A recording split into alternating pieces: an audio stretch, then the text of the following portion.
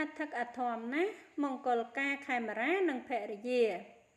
រៀបចំតាមប្រពៃណីខ្មែរចំណែកសម្លៀកបំពាក់កូនប្រុសស្រីក៏ប្រណិតស្អាតសង្ហាសមគ្នាខ្លាំង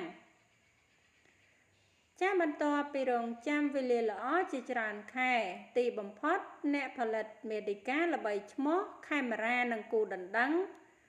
រូបស្រស់សុភនាថបានក្លាយជាកូនកំឡោះកូនក្រមុំក្នុងរោងជ័យហើយដែលបានរៀបចំពិធីមង្គលការនៅថ្ងៃទី1ខែកុម្ភៈឆ្នាំ2026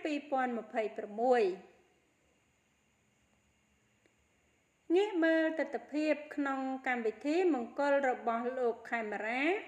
ឃើញថាលោកនិងភរិយាបានរៀបចំកម្មវិធីយ៉ាងធំដុំស្អាតប្រណិតតាមប្រពៃណីខ្មែរជាពិសេសកូនកំលោះកូនក្រមុំពិតជាស្រស់ស្អាតគួរឲ្យស្រឡាញ់ស័ក្តិសមគ្នាខ្លាំង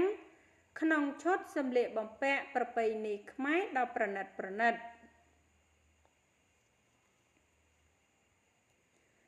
បើតាមរយៈការចែករំលែកលើបណ្ដាញសង្គមពីកម្មវិធីប្រពៃណីពិសេសនៃសិរីមង្គលរបស់លោកខេមរានិងភរិយាឃើញថាបានរៀបចំឡើងមានភាពអធិកអធមខ្លាំងដែលមានវត្តមានបងប្អូនមិត្តភក្តិសិល្បៈជាច្រើនអញ្ជើញចូលរួមអបអរជូនពរពោពេញដោយស្នាមញញឹមនិងរំភើបចិត្តជំនួសគូស្វាមីភរិយាថ្មីថ្មោងទាំងពីរ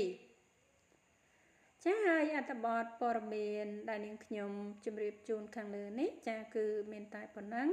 ចាសូមអរគុណសូមជម្រាបលា